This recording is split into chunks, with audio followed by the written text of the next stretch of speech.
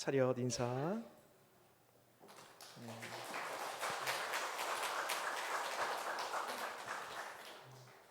계속 남아 있어도 돼요. 우리 귀한 찬양, 우리 시온 찬양대와 우리 아동부 친구들이 제가 지금까지 들어봤던 콜라보 중에서 제일 완벽한 콜라보 찬양이었습니다. 다시 한번 우리 하나님께 우리 영광의 박수 한번 올려드리겠습니다. 우리 좌우에 계신 분들과 한번 이렇게 인사하겠습니다. 하나님이 당신을 엄청 사랑하신답니다.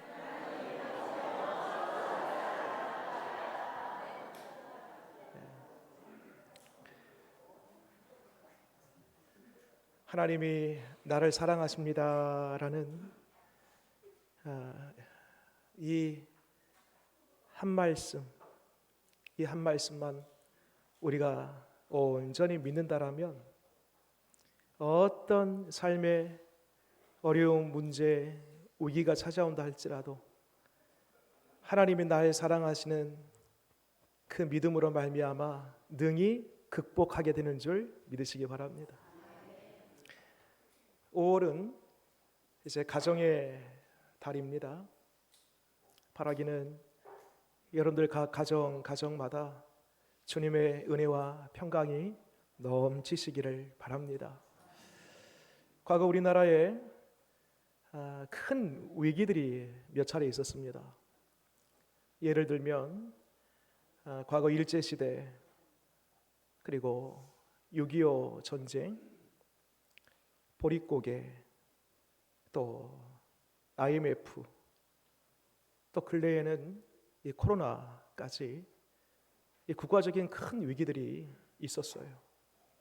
보통 이런 위기들을 만나면 거의 대부분의 나라는 퇴보합니다. 그러나 우리나라는 희한하게도 그런 위기 앞에서 오히려 그 위기를 기회 삼아서 잠시 흔들림은 있지만 이후로 오히려 더 그것을 기회 삼아서 비약하고 비상하는 그런 나라가 바로 우리 대한민국입니다. 도대체 무엇이 이와 같은 큰 국가적인 위기 앞에서도 휘청거리거나 넘어지거나 후퇴하지 않고 오히려 이 위기를 기회 삼을 수 있었을까? 여러 원인들이 있겠지만 그 중에서 가장 핵심적인 원인 딱 한 가지만 꼽으라면 가정입니다. 그러니까 부모는 자녀에게 있어서 내가 좀 덜 먹고 덜 입고 덜 쓰더라도 우리 자녀를 위해서라면 나의 모든 것을 다 내어주리라 라는 그런 희생정신, 또 자녀들 입장에서는요, 부모를 위해서라면 기꺼이 모든 것을 다 드리리라 라는 그 효의 마음, 또 가정 안에는 깊은 우애, 다른 나라에도 다 가정들이 있고 그 가정 안에 여러 것들, 사랑도 있고 우애도 있겠지만 여러분, 특별한 우애와 사랑이 우리 대한민국 가정 안에 있기에 그 국가적인 혼란과 큰 위기 앞에서도 극복하고 뿐만 아니라 오히려 그것을 기회 삼아 발전시킬 수 있었던 것입니다. 그래서 여러분, 가정은요 국가의 근간입니다.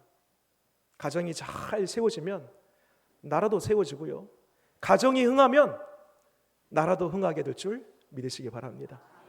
여러분, 한 번 더 축복합니다. 여러분들 각 가정마다 주님의 은혜와 형통의 복이 넘쳐나기를 바랍니다. 오늘 특별히 이 어린이 주일입니다. 예수님 당시에 이 어린이들 하면은 사람을 카운트할 때에, 셀 때에 그 셈 안에 이 아이들은 포함되지 않았습니다. 그 아이들은 예수님 당시 비인격적인 대우를 받았습니다. 오늘 말씀 보게 되면 정말 그랬구나 하나의 그 장면을 볼 수 있습니다. 어디 보시면 13절 말씀 제가 읽겠습니다. 사람들이 예수께서 만져주심을 바라고 어린 아이들을 데리고 오매, 그 다음 어떻게 되죠? 제자들이 꾸짖거늘, 이렇게 아이들을 제재한 것입니다. 우리 옛날 그 약 파는 사람들 보면은, 뭐 물건 파는 사람들 보면은, 누구는 가라, 얘들은 가라. 그러니까 얘들을 인격적인 취급을 하지 않는 것이죠. 자기에게는 별로 보탬이 안 될 것 같으니까 얘들은 가라 하는 것이죠. 그러니까 이런 문화가 당시 예수님 시대에도 있었습니다. 아이들은 사람 취급받지 못한 그 시대, 제자들이 이 아이들을 제재하는 이 모습을 보면서 예수님께서 14절 다음과 같은 반응을 보이십니다. 우리 14절 말씀 같이 한번 읽어볼까요? 시작. 예수께서 보시고 노하시어 이르시되 어린아이들이 내게 오는 것을 용납하고 금하지 말라. 하나님의 나라가 이런 자의 것이니라. 아멘. 예수님께서 그 장면을 봤어요? 가장 먼저 예수님께서 하신 반응이 뭐라고요? 노했답니다. 이 노하다라는 이 헬라어 원어를 찾아보니까요, 격노한 거예요. 버럭 화를 내신 겁니다. 여러분, 예수님께서 성경에 화를 내시는 장면이 그리 많지 않습니다. 한 두세 번 정도 돼요. 그 중에 한 번은 이 외식하는 바리새인들을 향해서 이 독사의 자식들아, 이 무덤에 회칠한 자들아, 겉과 속이 다른 자들아 라고 하면서 이때 이 바리새인들을 향해서 한번 경노하십니다. 또 한 번은 예수님께서 예루살렘 입성할 때에 그 하나님의 만민이 기도하는 집 예루살렘 성 안에서 하나님을 온전히 예배하지는 못할 망정 거기에서 장사하고 돈 바꾸는 이러한 형태를 보면서 예배는 사라지고 하나님은 사라지고 자기들의 이속을 챙기는 당시 유대 지도자들을 향해서 노하십니다. 그러니까 바리새인들을 향해서, 이 유대 지도자들을 향해서 예수님께서 노하시는데, 오늘 보면은 그 노함의 깊이와 무게감과 크기가 동일합니다. 제자들을 향해서 노하시는데 그만큼 이 사안이 크다는 거예요. 도대체 예수님께서 예수님의 제자들이 그저 예수님에게 제자들이 아이들이 오지 않도록 하는 것, 제자들도 예수님도 이 정도면 공감하실 거야, 예수님도 우리의 제재를 좋아하실 거야, 이렇게 생각하고 단순하게 아이들이 하지 못하게 했는데, 예수님의 그 경로가 바리새인들을 향해서, 당시 유대 지도자를 향해서 경로했던 그 무게만큼 큰 경로를 한 것입니다. 도대체 이 사안이 어떤 중대한 사안이었길래 예수님께서 이와 같이 큰 노를 바라셨을까? 그 밑에 힌트가 있습니다. 자, 다시 한번 제가 읽겠습니다. 14절 예수님께서 하신 말씀이에요. 좀 색이 다른 글자가 있지요? 예수님 말씀합니다. 어린 아이들이 내게 오는 것을 용납하고 금하지 말라. 하나님의 나라가 이런 자의 것이니라. 그러니까 지금 예수님은 단지 예수님에게 오지 못하는 것, 저들이 나에게 오지 못하는 것, 이 정도 차원을 넘어서 저들이 이곳에 오지 못하는 이 어린 아이들의 이 모습과 하나님의 나라와 깊은 상관관계가 있다는 것입니다. 그러기에 예수님의 노가 그만큼 중요한 것이 될 수밖에 없었던 것이지요. 우리 좀 전에 읽었던 24절 말씀 보게 되면 우리가 또 오해할 수 있습니다. 아, 그러면 어린 아이들만 하나님의 나라, 그 천국에 들어갈 수 있는가? 예수님께서 이 어린아이 할 때 파이디온이라고 하거든요. 파이디온이라는 것은 12세 미만의 아이들을 가리키거든요. 그러면 12세 미만의 어린 아이들만 천국에 들어가는 것인가? 라고 생각할 수 있습니다. 24절만 보면은요.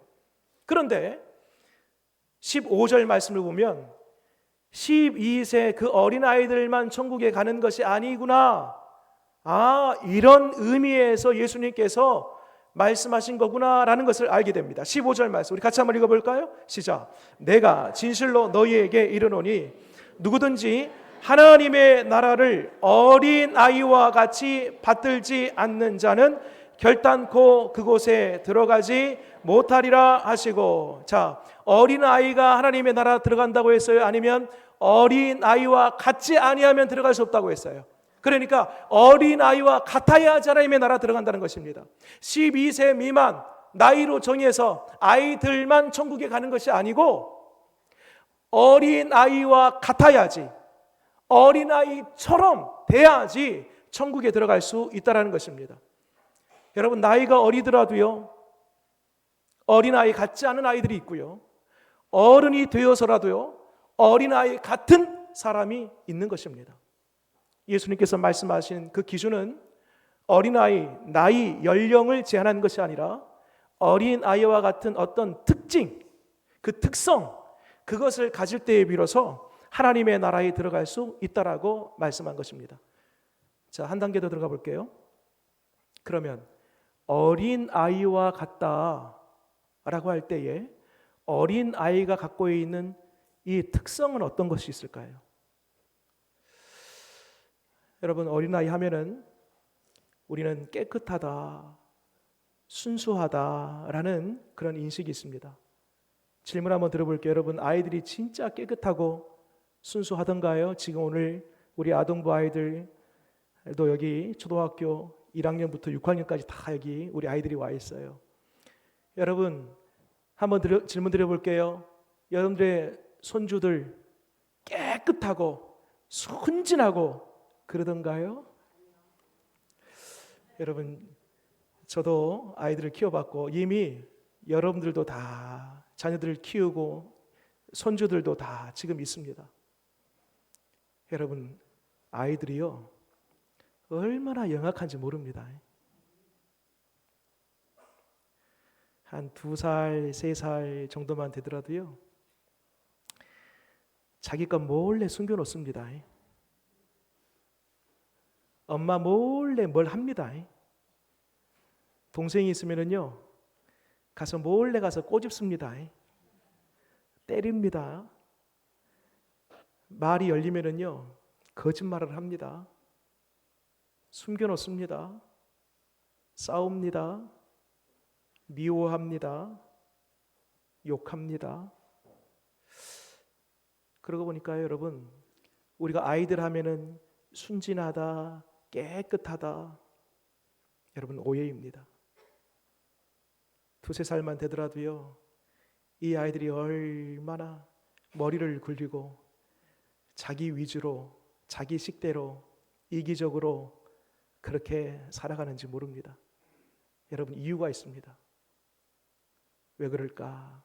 여러분, 성경에 답이 있습니다. 로마서 3장 23절에 모든 사람이 죄를 범하였으며 하나님의 영광에 이르지 못하였답니다. 여러분, 그 모든 사람 안에 어린 아이들도 포함된 것입니다.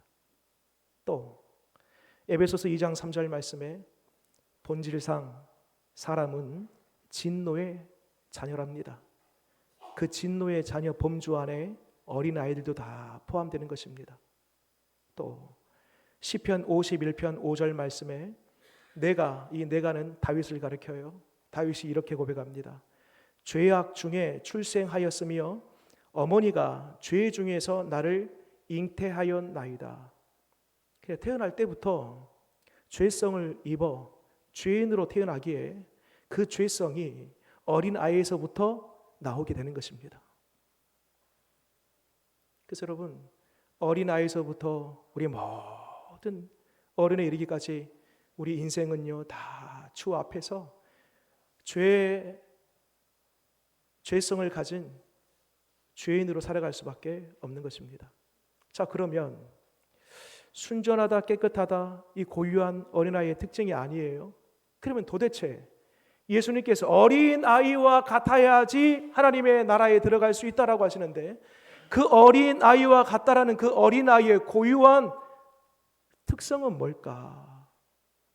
오늘 말씀을 근거로 해서 한 2가지 정도를 생각해 볼 수 있습니다. 그 첫 번째로는요, 우리 어린아이들은요 의지를 잘합니다. 첫 번째 특징 의존성입니다. 자, 13절 말씀 볼까요? 제가 한번 읽어보겠습니다. 사람들이 예수께서 만져주심을 바라고 어린아이들을 데리고 왔다라고 했어요. 자, 그럼 이 어린아이들이 누구의 손에 붙들려 있어요? 지금 부모의 손에 붙들렸겠죠. 부모의 손에 이끌려서 부모가 가자고 하니까 지금 손잡고 부모에 이끌려서 예수님께 온 것입니다. 이 아이는 지금 부모를 의지하고 있습니다. 의존하고 있어요. 또 한 군데 제일 마지막 16절 말씀 보세요. 그 어린 아이들을 안고, 여러분 상상해 보세요. 예수님께서 이 아이들을 안고 있는 장면, 그리고 그들 위에 안수하고 축복하시니라. 막 손으로 밀어내거나 반항하거나 도망가지 않고 지금 예수님 손에 기대었습니다. 안기었습니다. 의지하고 있습니다. 이와 같이 예수님뿐만 아니라 이 부모에게 끌려온 이 아이들의 가만히 모습을 보게 되면요, 이 부모에게, 예수님에게 의존하고 있는 모습을 보게 됩니다. 여러분, 아이들은요 수시로 부모를 찾습니다. 배고플 때 엄마, 엄마. 또 옷이 필요할 때, 또 자기 물건이 필요할 때, 뭔가 자기에게 결핍이 생길 때마다 자꾸 부모를 찾아요. 뿐만 아니라 그렇지 않더라도 그 부모를 찾고 그 부모 옆에 있으면요 가장 큰 안정감을 갖게 됩니다. 이게 아이들의 특징입니다. 여러분, 우리는요 모두가 다 하나님 앞에 어린 아이입니다. 어떤 사람은 아니 내 나이가 몇 살인데 내 인생 내 것이니 내 마음대로 사는 거야. 믿을 대상은 하나님이 아니고 내 자신이야. 나를 믿고 살아야지 무슨 하나님을 믿고 살아. 하나님 믿는 것은 심약이 좀 약한 사람들, 마음이 좀 약한 사람들이나 하나님 믿고 믿음 생활하는 것이지, 내 자신을 믿는 것이 제일 소중해 하면서 하나님 없이 살아가는 인생들이 이 땅에도 많습니다. 성경에도 보면 이런 인물들이 있습니다. 야곱이 그랬습니다. 예수님 하나님을 만나기 전에 야곱은, 이 야곱이라는 이름의 뜻이 속이는 자라는 이름의 뜻을 가지고 있는데 평생 속이면서 그렇게 생활을 했습니다. 자기 머리를 굴려서 자기 계산대로 자기 방식대로 살았던 사람이지요. 그런데 저 멀리에서 형 에서가 400명의 사람들을 데리고 자기를 죽이려고 한다라는 그 소식을 듣고요, 아무것도 할 수 없는 무기력한 자기 자신을 발견하게 됩니다. 그 전까지는 자기의 힘으로 자기의 경험과 지혜로 살았어요. 내가 이렇게 하면 되는 줄 알았습니다. 그런데 그 에서의 400명 군대 앞에 아무것도 할 수 없는 자기 자신을 보면서 하나님을 붙잡기 시작합니다. 하나님, 나에게 축복해 주지 아니하면 하나님 떠날 수 없습니다. 나에게 반드시 축복해 주십시오. 그리고 그 유명한 창세기 32장의 사건, 환도뼈가 부러지는 사건을 통해서 온전히 야곱이 이제는 자기의 자신이 아닌 하나님을 의지하고 하나님을 따르는 인생으로 바뀌지 않습니까? 또 한 사람 더 있습니다.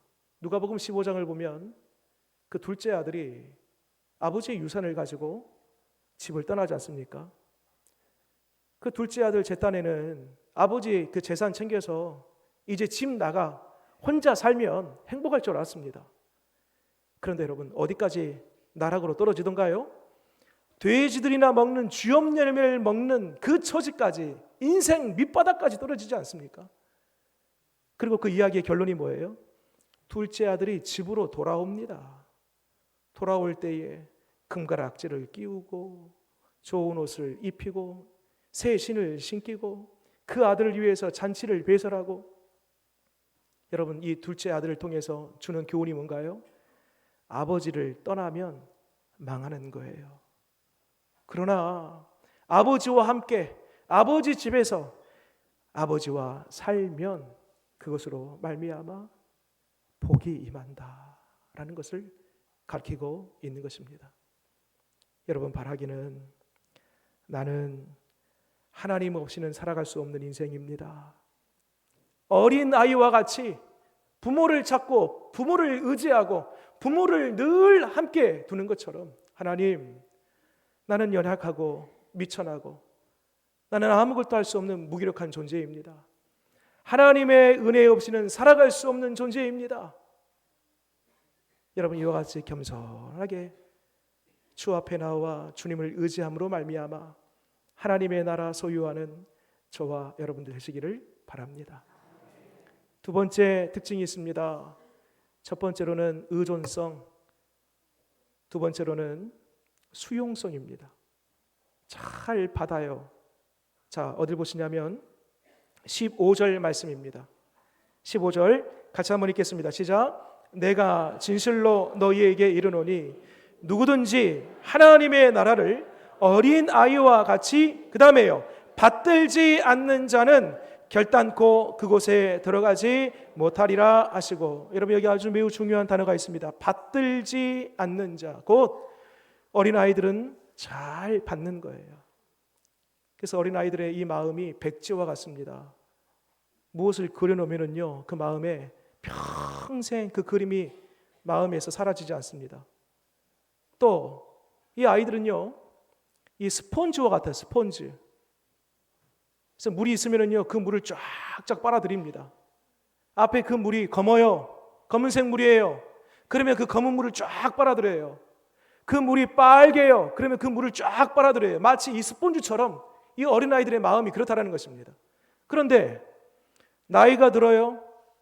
성인이 됐어요. 그러면 어떻습니까? 우리의 고정관념, 우리의 선입관, 우리의 상처, 우리의 세계관, 그리고 내면이 복잡해집니다. 두꺼워져요. 메말라져요. 그래서 여러분, 웬만한 이야기를 잘 못 받아들입니다. 수용이 안 돼요. 한번 예를 들어 볼게요. 제가 오늘 우리 아이들을 주려고 선물을 준비했는데, 이따가 줄 거예요. 지금 갑자기 집중하고 있어요. 지금 온유가 지금 보니까 1학년, 우리 친구들 중에서 제일 학년이 낮습니다. 이 중에서도 어린 아이입니다. 어린 아이. 자, 온유야, 잠깐만 일어나 볼래? 온유, 예를 든 겁니다. 온유, 잠깐만 앞으로 나와 보세요. 잠깐만 앞으로 나와 보세요. 선생님 데리고 나와 보세요. 우리 어린 아이인 온유에게, 온유야 잘 들어봐.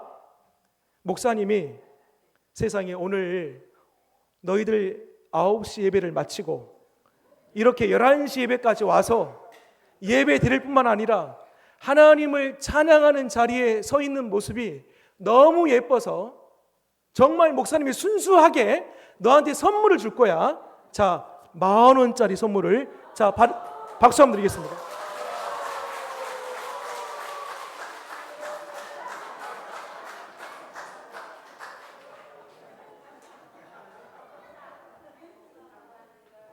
자, 보세요. 예. 우리 온유가 지금 딱 눈빛을 보니까, 목사님 이렇게 저를 칭찬하는 마음으로 선물을 주셨군요. 그거 외에는 다른 거 없어요. 에? 목사님이 나한테 왜 10,000원을 줬을까? 이거 다시 갚으라는 얘기인가? 아니면 이걸로 뭐 선물을 사갖고 오라는 얘기인가? 나에게 뭘 잘못을 했을까? 머리가 복잡하지 않습니다. 그렇지요, 온유야?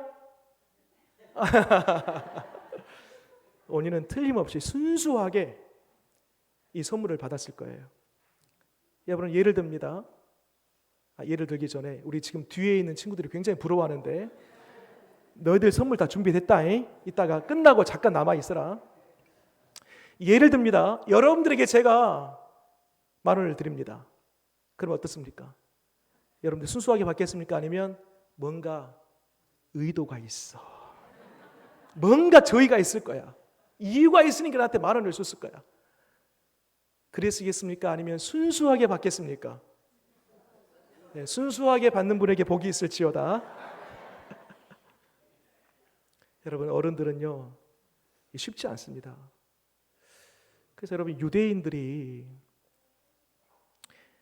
어린 아이들이 이제 말 귀가 열어지잖아요. 보통 한 2세에서 3세 정도 되면 말 귀가 열어져요. 그러면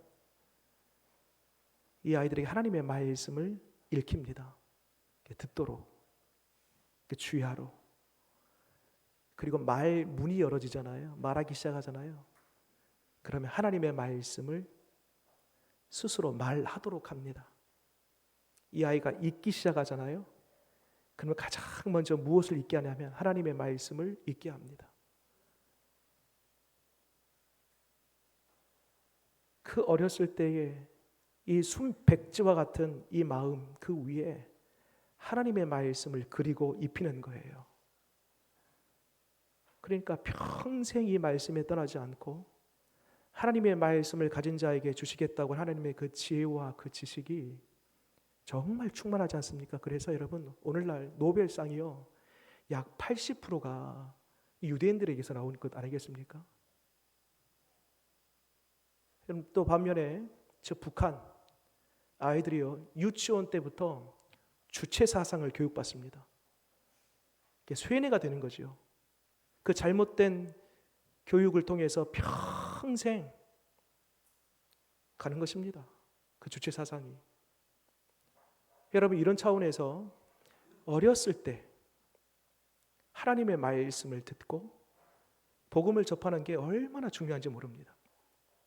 통계에 따르면 현존에 있는 믿는 사람들 전체에서 약 70%에서 80%는요, 나이 25세 미만의 때, 그러니까 어렸을 때, 청소년, 청년 때에 복음을 접했던 사람들이다라는 통계가 있습니다. 그러면 나는 그 이후로 40세, 50세, 60대 늦게 하나님을 믿게 됐는데, 여러분, 이분들은요, 갑절의 은혜가 있는 것입니다. 보통의 은혜가 아니에요, 여러분. 내 마음이 이미 복잡하고 두꺼워지고 황폐해졌는데, 내 마음이 복음이 들어와서 그 복음이 내 속에서 싹이 나고 열매를 맺었다? 놀라운 일입니다, 여러분.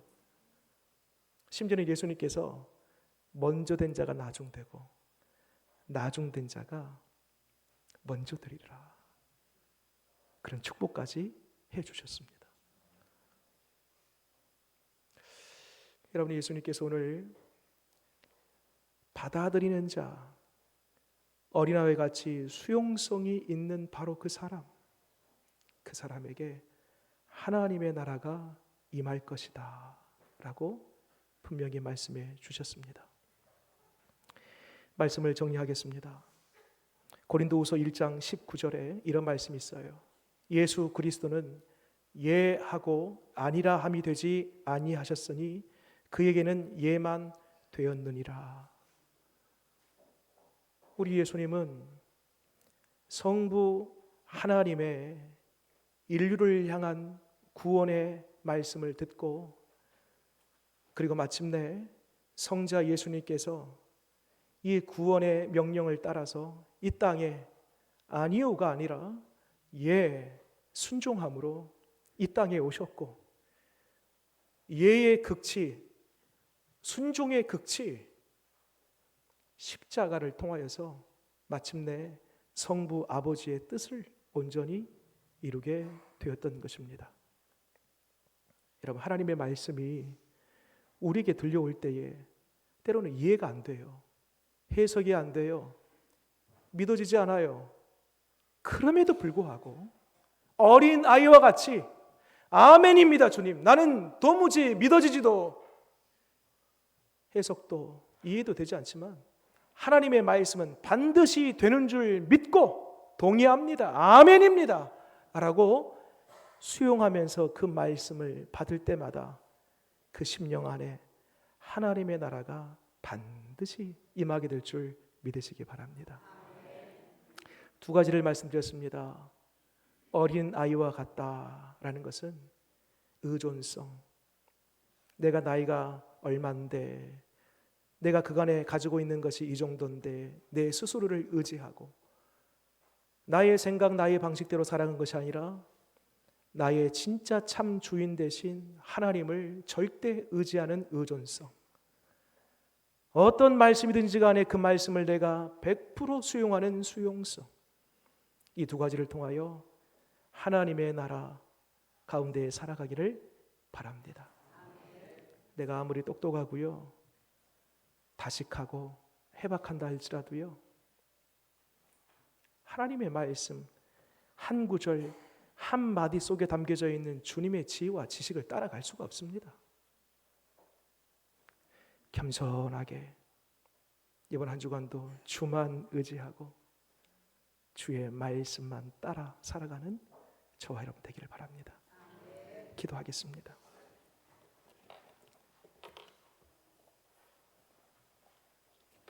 하나님, 어린 아이와 같지 아니하면 하나님의 나라에 들어갈 수 없다라고 주님 말씀해 주셨습니다.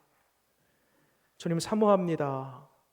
어린 아이와 같이 내 방식 내 고집 다 내려놓고 아이가 부모를 찾고 의지하듯이 우리의 참 부모, 우리의 참 아버지 되시는, 우리의 진짜 주인 되시는 하나님을 전적으로 의지할 수 있는 우리 되게 하여 주옵소서. 하나님, 우리에게 말씀하실 때에 그 말씀이 이해되지 않고 해석도 되지 않고 도무지 납득이 되지 않는다 할지라도 아멘입니다. 주님, 그 말씀을 내가 동의합니다, 믿습니다, 그렇게 될 줄 압니다 라는 아멘으로 모든 말씀을 수용할 수 있는 은혜 허락하여 주옵소서.